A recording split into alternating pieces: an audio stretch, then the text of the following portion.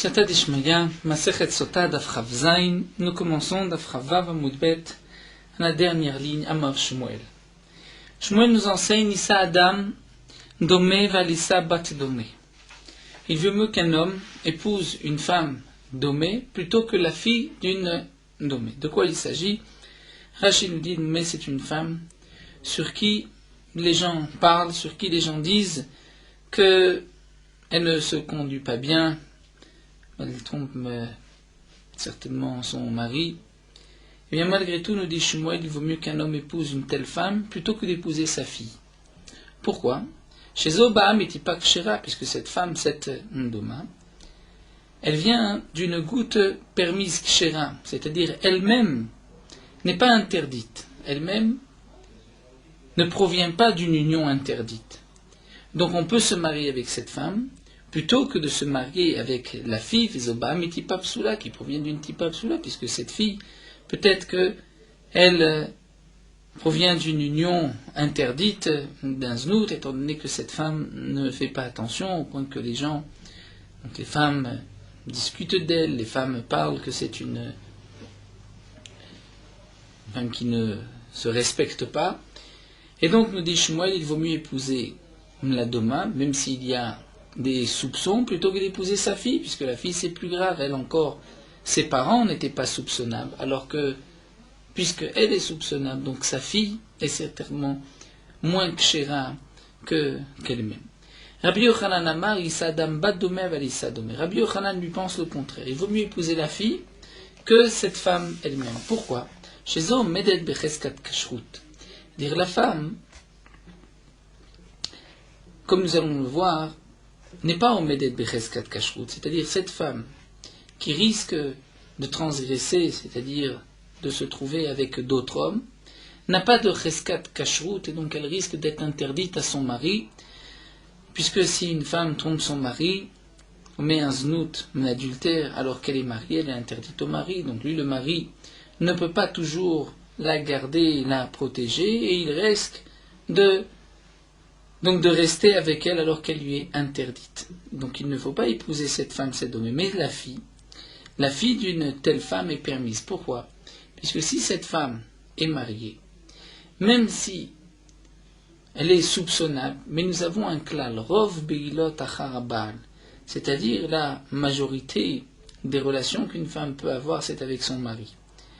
Et donc si cette femme a eu une fille, on va dire que certainement cette fille est l'union du mari et non pas d'un autre homme, puisqu'on va d'après la majorité, même si cette femme est soupçonnable, même si elle peut avoir connu d'autres hommes, mais malgré tout, la fille de cette femme a une cheskat kashrut, on va dire qu'elle provient certainement d'une union avec le mari, puisque la majorité des beilot, c'est avec le mari. Alors que cette doma elle-même, cette femme, c'est-à-dire si un homme épouse une telle femme qui est soupçonnable, il risque de transgresser avec elle, puisqu'elle lui est peut-être interdite, et que lui continue de vivre avec elle. Donc nous avons ici une marloquette entre Shmuel et Rabbi Yochanan. Est-ce qu'il vaut mieux épouser une femme soupçonnable, une femme qui ne se respecte pas, plutôt que d'épouser sa fille? Métivé. L'Agmara objecte, c'est marqué dans une braïta, no c'est Adam Doma, qu'un homme doit épouser une Doma. C'est-à-dire il peut épouser une Doma, une telle femme, même si elle est soupçonnable. Donc là nous avons une question sur qui? Nous avons une question sur Shmuel, sur Rabbi Yochanan, puisque Rabbi Yochanan dit qu'il faut épouser la fille que la Doma. Amar Rava, mais Rava vient répondre, il dit Vetisbera. Est-ce que tu penses que cette braïta, c'est ainsi qu'il faut la comprendre et poser une question sur Rabbi Yochanan? Mais dans la braïta, c'est marqué nosé. Donc nosé, c'est-à-dire lechatrila. Il vaut mieux qu'un homme, lechatrila, un homme doit épouser une telle femme. C'est évident qu'il ne faut pas lechatrila épouser une femme qui risque de le tromper, puisque risque par la suite de transgresser. Même d'après Shmuel qui a dit Issa Adam Domé, n'a jamais dit que lechatrila, il faut choisir une telle femme. Shmuel a dit que si on n'a pas le choix et que c'est ou la domée ou la bat domée, à ce moment-là, il vaut mieux prendre la domée plutôt que la bat domée. Donc, de toutes les manières, nous dit Rabbi Yochanan, cette braïta où c'est marqué Nosé Adam domé, tu es obligé, même d'après Shmuel, d'expliquer, de dire non pas Nosé le chatrila, mais si tu n'as pas le choix, Bedi Avad, il vaut mieux que tu prennes cette domée, eh bien, d'après moi, puisque déjà tu changes la braïta, tu vas dire imnasa s'il l'a épousé. Donc tu n'as qu'à dire aussi bat domé. C'est-à-dire si déjà tu changes la braïta, tu corriges la braïta, mais tu peux peut-être la corriger un peu plus et dire que nosé adam bat domé comme Rabbi Yochanan l'a dit. Donc dans les mots, Amar Rava vetisbera nosé lechatrila, Rava dit, tu penses que c'est une question, mais comment vas-tu comprendre nosé adam? Est-ce que ça veut dire lechatrila? Même d'après Shmuel, on ne peut pas épouser lechatrila une telle femme. Ce n'est pas bien. C'est un bédi avad. Et là, imnasa, donc même d'après Shmuel, tu vas dire imnasa, tu vas corriger la braïta, alors tanena me bat domé, tu vas aussi corriger la braïta pour que ce ne soit pas une question sur Rabbi Yochanan. Et tu vas dire bat domé. Donc là, l'alacha, c'est comme Rabbi Yochanan, il vaut mieux épouser la fille que la mère. Pourquoi? Comme l'a enseigné Rav Tachlifa bar Mava au nom de Rabbi Avaou, Isha Mezana, une femme sur laquelle il y a des soupçons. C'est que c'est une femme qui commet mznout, d'adultère, banéa ksherim, mais ses enfants sont ksherim. Pourquoi les enfants sont ksherim? Pourquoi on ne craint pas que les enfants soient des mamzerim, que ces enfants soient issus d'une union interdite lorsqu'elle a trompé son mari? Parce que nous avons une règle, rov begilot acharabal. La majorité des relations qu'une femme a, c'est avec son mari.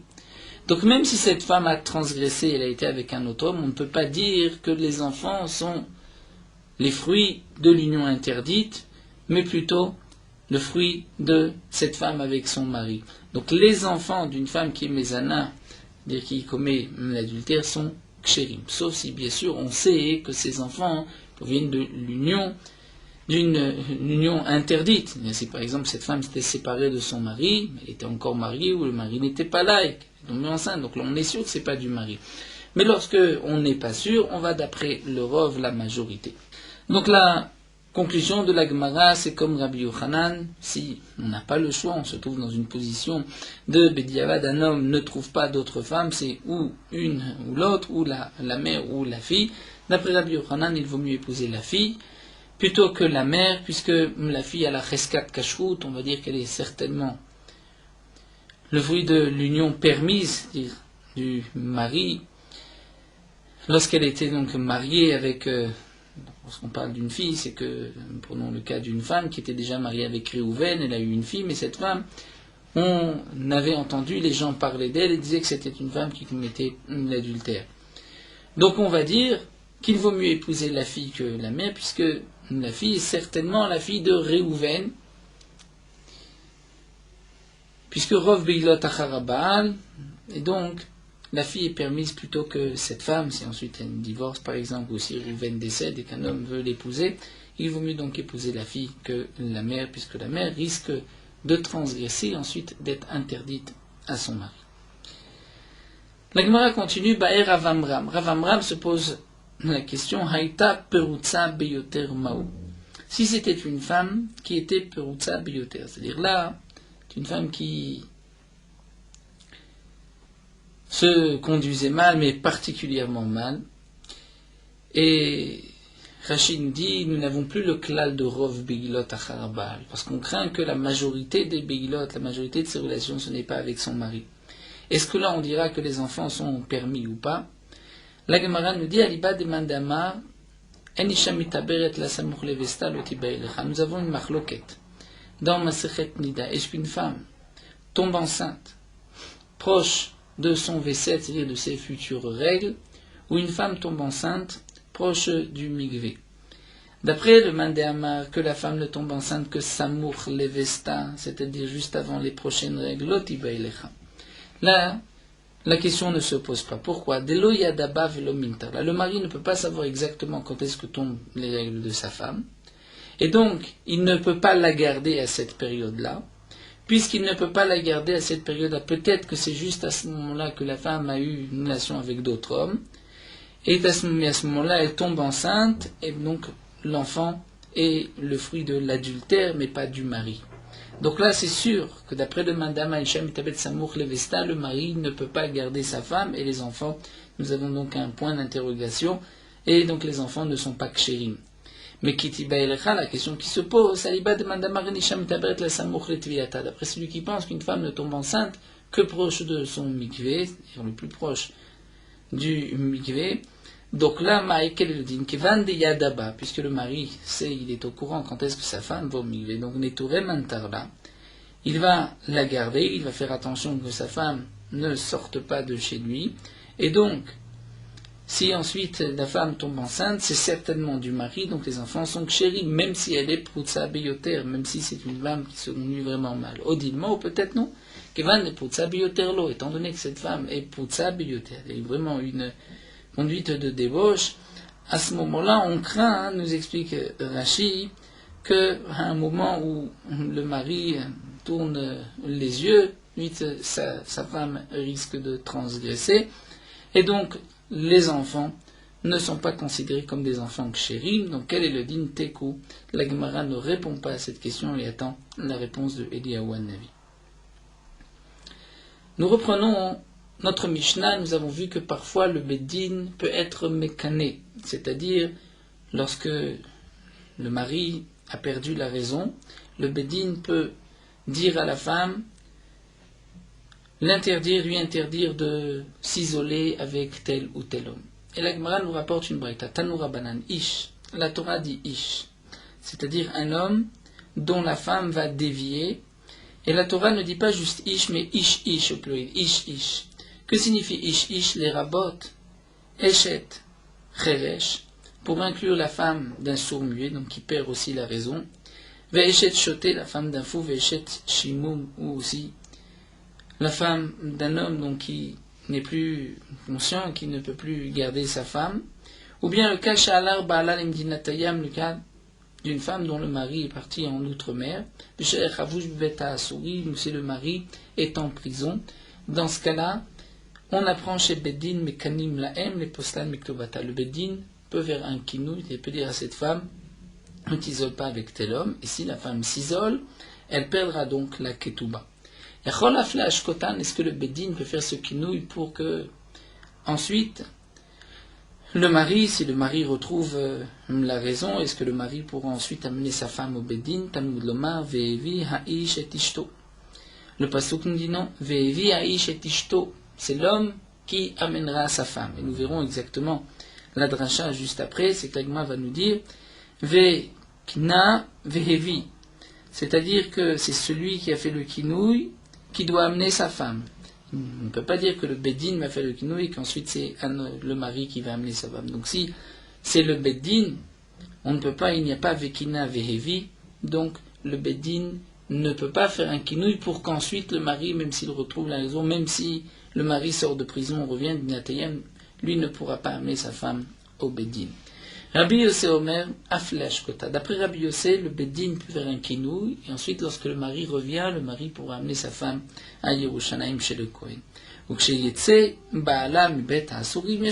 lorsque le mari, nous dit Rabbi Yossé, sortira de prison, il fera boire sa femme. Bemaï kamufligé, quelle est la marloquette? Rabbanan Savrel Chamim pense, puisque dans le Passouk c'est marqué Vekine et Ishto. Donc, on va dire Beinan Vekine Vevi. La Torah dit Vekine et Ishto. Et juste après, le passage qui suit, la Torah dit Vehevi Aishet Ishto. Et la Kohen, l'homme amènera sa femme chez le Kohen. Donc c'est celui qui accomplit le Vekine qui va ensuite amener sa femme. Si c'est le Beddin qui fait le kinouï, le mari ne peut pas amener la femme chez le Kohen. Rabbi Yossé savoir, lo bainan Vekine Vehevi. D'après Rabbi Yossé, on ne va pas faire le lien entre Vehevi et Vekine. Et donc, même si le Beddin a fait le kinouï, le mari peut ensuite amener sa femme au Beddin chez le Kohen. Tanu Rabbanan, Agma nous rapporte une autre braïta. Dans les psukim, c'est marqué, voici la loi de Torah Takenot, Asher tiste isha tachat isha. Dire la femme qui a dévié de son mari, dessous son mari. Dans le pasuk, c'est marqué Asher tiste isha tachat isha. Donc la femme tachat dessous isha, son mari. Isha, c'est la femme, mais lorsqu'il y a un dagesh, c'est-à-dire isha, le ish de la femme, ish shela. Donc nous avons ici dans le pasuk Isha et Ish qui sont mentionnés l'un à côté de l'autre. C'est pour nous apprendre la Kish, Ish, le Isha, le Ish. Nous dit la Braïta, pourquoi la Torah marque Asher tiste Isha tachat Isha, la femme du mari, c'est que la Torah veut faire un lien entre la femme et le mari. Pour nous dire, les Maïl Cheta, pour quel halakha, pour nous dire quoi? Amar Rav Sheshat va nous expliquer un point. pour nous dire Keshem she'im husuma lo hayamashke tirtiv veneila meneisha. De la même manière que si le mari est aveugle, il ne pourra pas faire boire sa femme. Pourquoi? Puisque dans le passouk c'est marqué veneila meneisha, c'est-à-dire que le mari n'a pas pu voir. Donc il s'agit d'un homme qui aurait pu voir, mais la femme s'est cachée et n'a pas vu. Donc puisque le mari doit pouvoir voir, si le mari ne peut pas voir parce qu'il est aveugle, il ne pourra pas faire boire sa femme, ne pourra pas l'amener au bédine. Bien que, logiquement, je veux dire, il n'y a pas de différence si le mari peut voir ou pas. Le soupçon est le même, la saute est le même, mais c'est une xérat takatuv. La Torah mentionne Venela Meneisha pour nous dire que toute la parashat sota, c'est seulement lorsque le mari peut voir et qu'il n'a pas vu. Mais si le mari ne peut pas voir, il n'y a pas de parashat sota. Bien, on va apprendre Kari.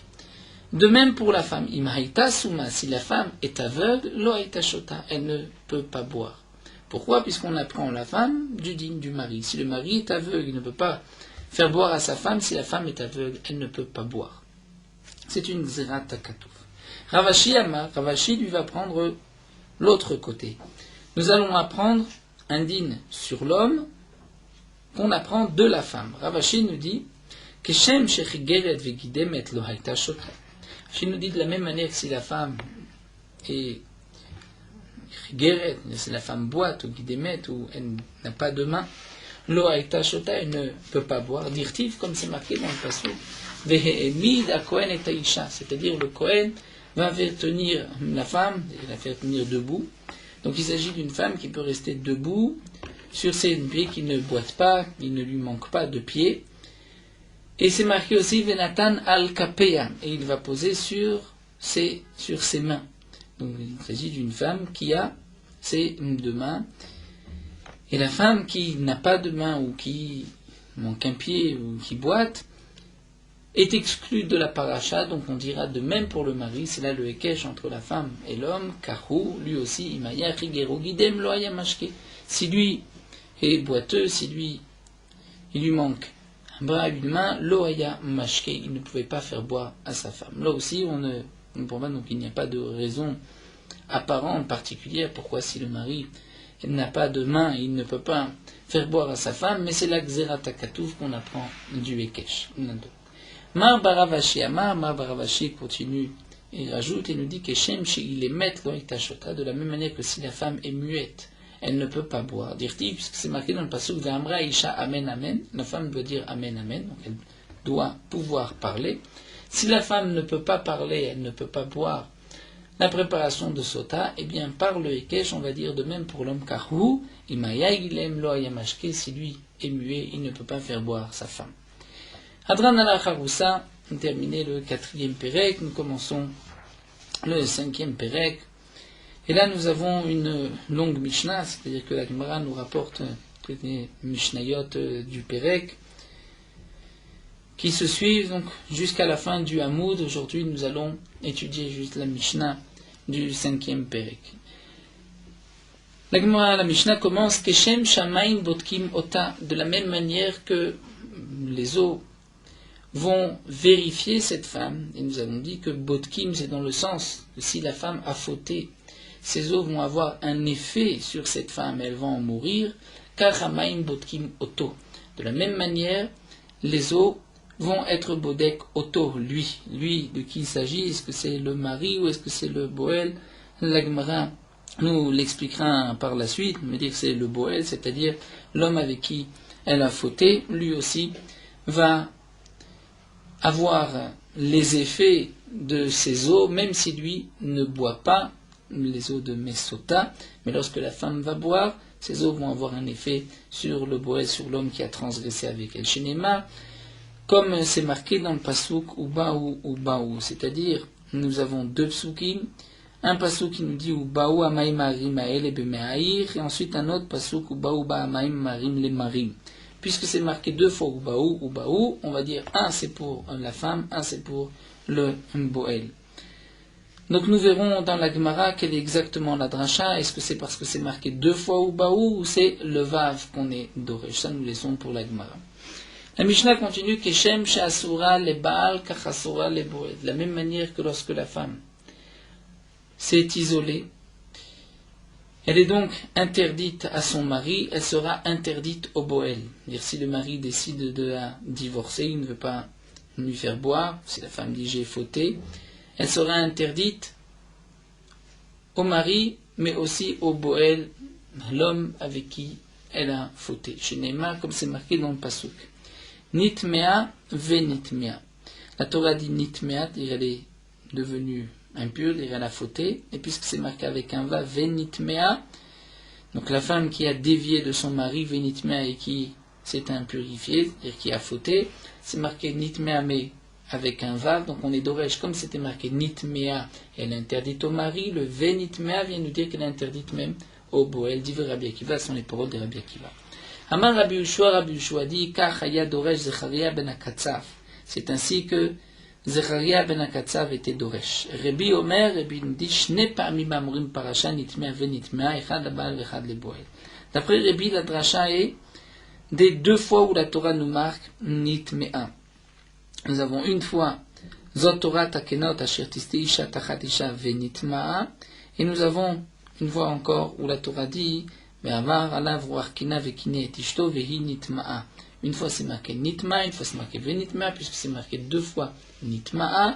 On est d'oresh que un pour le mari et l'autre pour le Boël.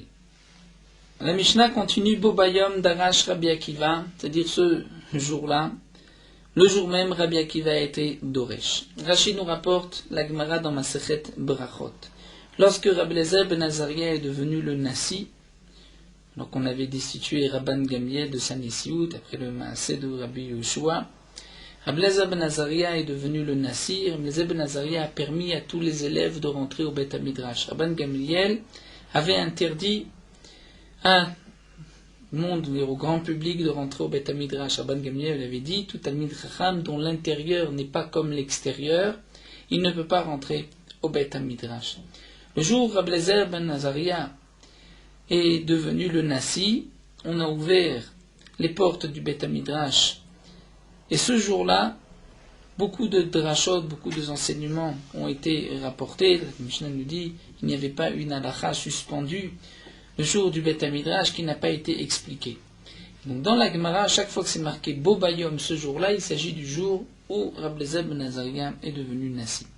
Bobayom, ce jour-là, Darash Rabbi Akiva a été Doresh. Et là, nous allons voir différentes drashot qui concernent d'autres uninim, pas spécialement de la Sota. Bobayom, Darash Rabbi Akiva. C'est marqué avec l'Icheres. Un ustensile en terre cuite. Asheripol me'em el tocho. Où un sheretz, un reptile mort, va tomber à l'intérieur. Kol betocho yitma. Tout ce qui se trouve à l'intérieur devient impur. Eno Omer Tamé et la Yitma. Ce n'est pas marqué qu'il sera impur Tamé, mais c'est marqué Yitma, c'est-à-dire il pourra rendre impur. Les Tamé Acherim, pour rendre impur d'autres choses, d'autres aliments. C'est-à-dire, nous avons un ustensile en terre cuite. Un reptile mort tombe à l'intérieur. Le reptile mort est le Avatuma. L'ustensile devient Rishon Natuma, premier Rishon de l'Atuma. Si un aliment se trouve dans ce Keli, l'aliment qui devient impur par le Keli est donc Sheni Latuma. Il est second. Cet aliment, nous dit la Torah, non seulement Tamé, il est impur, mais Yitma, il peut rendre impur. Il peut rendre impur. Nous allons voir qu'il rendra impur si c'est pour la Terouma, puisque Bechulin, c'est des aliments profanes. Il n'y a pas de Touma, ça s'arrête au second, au Sheni, il n'y a pas de Shlishi pour la Trouma, il y a Shlishi pour le Kodesh, il y a même Revi'i. C'est vrai que du Pasuk, ce n'est pas précisé si c'est Terouma ou pas Terouma. Le Pasuk nous dit Yitma, et donc d'après Rabbi Akiva, Yitma, peut-être même Bechulin, cet aliment qui est second pourra rendre un autre aliment, le rendre Tamé et le rendre Shlishi. Limed al-Kikar Sheni Shemetamet Hashishi, donc on apprend de ce Pasuk un morceau de pain, on va dire Sheni, qui devient second la Touma, puisque le Avatuma c'est le reptile mort, qui rend Tamé le Kelicheres, et le Kelicheres qui est Rishon, rend Tamé l'aliment, et l'aliment rend Tamé un autre, ça fait un Shlishi. Amar Rabbi Yoshua dit à ce moment-là, Mi galé afar me'enech Rabbi Yochanan ben Zakkai, qui va enlever, dévoiler, enlever la terre, la poussière de tes yeux, Rabbi Yochanan ben Zakkai, Shaïta Omer, puisque toi, tu avais l'habitude de dire, Atid dor acher viendra une génération future qui, par la suite, viendra l'etaher kikar shlishi shen lo mikra minatora, qui viendra rendre pur un morceau de pain shlishi qui est troisième de la Touma, et on le rendra pur même dans la Terouma, alors que la Trouma c'est tamé. Shen lo mikra minatora shutame, puisque toi, Rabbi Yochanan Zakkai, tu disais qu'il n'y avait pas de pasouk mefourage dans la Torah, que ce morceau de pain est tamé shlishi même pour la Terouma. Et toi, hein, tu pensais donc qu'un homme allait venir permettre même le shlishi de Terouma? Eh bien, regarde, alors Rabbi Akiva Talmitra, Rabbi Akiva, ton élève, mais vilo minakra minatora shiutame, lui va apporter un pasouk de la Torah, que ceux qui karchichi est tamé, et d'après Rabbi Akiva, c'est pas seulement le tamé pour la Terouma, mais même, a priori, les choulin, il sera impur chez Nema, comme c'est marqué que la chair betocho yitma, c'est la dracha de Rabbi Akiva. Donc Rabbi Yochanan ben Zakkai, lui, n'avait pas été d'Oresh pour la Terouma du Pasouk, mais il avait appris d'un Kalvachomer, comme c'est rapporté dans la Gemara.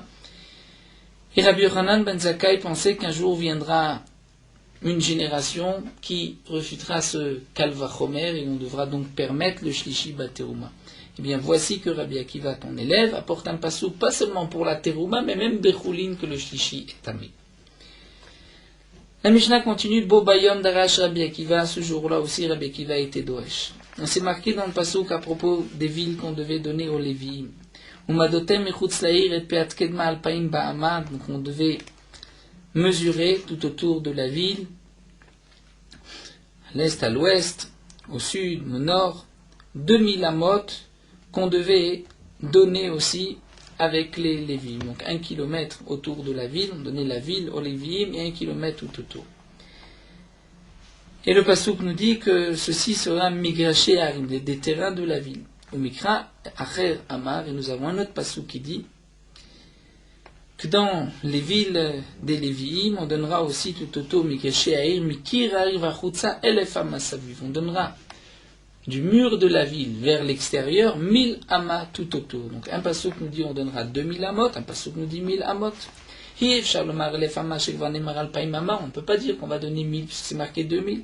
On ne peut pas dire 2000 puisque c'est marqué aussi 1000 aketsa. Donc comment répondre? C'est-à-dire on doit donner 1000 amot tout autour pour les Lévi'im, donc la ville est 1000 amot. Et les 2000 amot, c'est pour le digne de Troum Shabbat, c'est-à-dire qu'au-delà de 2000 amot de la ville, nous n'avons pas le droit de dépasser Shabbat, c'est le Troum de Shabbat.